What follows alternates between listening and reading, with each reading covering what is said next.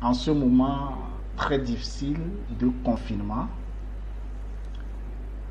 et reçois ma salutation fraternelle et chaleureuse. Tu l'aurais remarqué, je suis en pagne parce que j'ai décidé de faire un retour aux sources.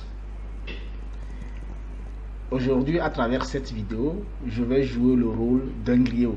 Ce griot-là qui va te donner assez de nostalgie, qui va te replonger dans la filmothèque des contes africains. Les contes de cette Afrique-là avant l'arrivée des Européens. Mais avant de commencer, j'ai un deal à faire avec toi. Et tu connais déjà mon deal. Cette fois-ci, je ne te supplie pas, mais je te l'ordonne. Essaie juste de regarder en bas. Tu vas voir une case où c'est écrit s'abonner. Clique juste sur ça. C'est gratuit pour t'abonner à ma chaîne. Pourquoi tu dois t'abonner? Parce que à travers cette chaîne, nous allons partager assez de connaissances. Nous parlons aussi motivation, état d'esprit, réussite. Après cela, si tu es déjà abonné à ma chaîne, essaie alors de partager au maximum cette vidéo-là. Pourquoi? Parce que cette vidéo doit être du réconfort ou apporter de la connaissance à quelqu'un qui se trouve quelque part. N'oublie pas aussi de cliquer sur la cloche de notification, histoire d'être au parfum à chaque fois de même. Once upon a time, il était une fois, dans l'Afrique subsaharienne, régnait un royaume à l'allure d'un village. Ce puissant royaume était dominé par un puissant roi à qui Dieu a fait grâce de tout, sauf une seule chose. Il avait du mal à avoir son digne successeur. Tu comprends déjà qu'il a du mal à avoir un enfant. Un jour, le roi fit appel tous ces hommes spirituels, ces marabouts, ces charlatans, afin que prière soit faite pour qu'il puisse avoir un fils. Quelques mois plus tard, le grand Dieu et les ancêtres ont exaucé sa prière. Le roi eut une fille, une belle fille, qu'il a nommée Nadia, réputée être la princesse du royaume. 18 années plus tard, l'eau a coulé sous les ponts. La savane a fleuri.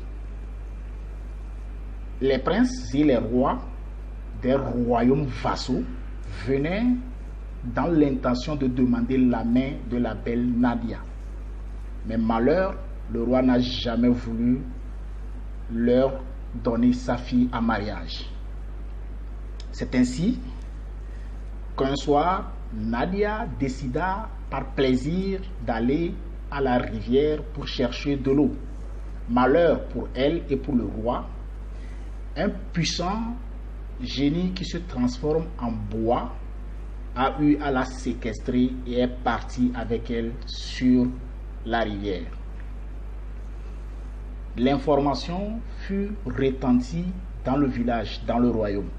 Le gongonneur Gongona invita alors tous les vaillants hommes du royaume à se regrouper pour aller à l'assaut de la belle princesse. Après test, 3 hommes firent dégager un couturier qui était réputé savoir tout coudre, même les bois, un clairvoyant et grigriman, et à la fin un chasseur réputé être un tireur d'élite.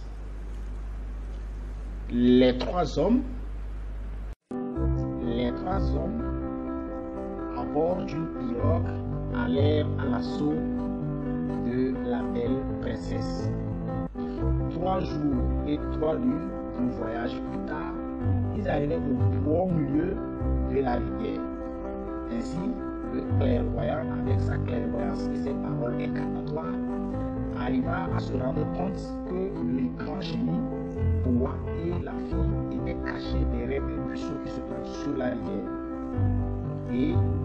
est même allé loin pour voir qu'à l'heure T où ils étaient en train de faire l'assaut, le génie dormait et que la fille était éveillée dans la nuit profonde. Les 3 hommes descendirent dans l'eau et allèrent sauver la belle princesse. Mais en regagnant la rivière, malheur pour eux, le génie boa se réveilla de son profond sommeil. Ainsi débuta la bataille entre 3 hommes et un génie féroce. À chaque fois que le génie fracassait la pirogue, le réputé couturier, dans un laps de temps, essayait de recoudre la pirogue. Elle fut le scénario répétitif jusqu'à ce que les 3 hommes arrivaient à la rive. Une fois à la rive, arrivé sur la rive, le chasseur et tireur d'élite, avec une seule balle, arriva à crever les 2 yeux du génie boa. Ce fut la fin du génie boa. Les 3 hommes et la fille regagnèrent le royaume. Une grande fête et effervescence envahit tout le royaume. À la fin, le roi décida de donner la main de la belle princesse à l'un des 3 vaillants combattants. Alors, à toi, je te pose la question. Mets-le-moi en commentaire. Selon toi, à qui revient la belle princesse? Au chasseur-tireur d'élite, au grand couturier ou au clairvoyant? Dis-le-moi en commentaire. Selon toi, à qui doit revenir la belle princesse Nadia? Quant à moi, je te dis ceci. C'est ensemble que nous sommes forts. Je dis bien, ensemble, nous sommes forts. Et telle est l'une des vertus de cette Afrique antique. Je suis Sam Adus, l'anti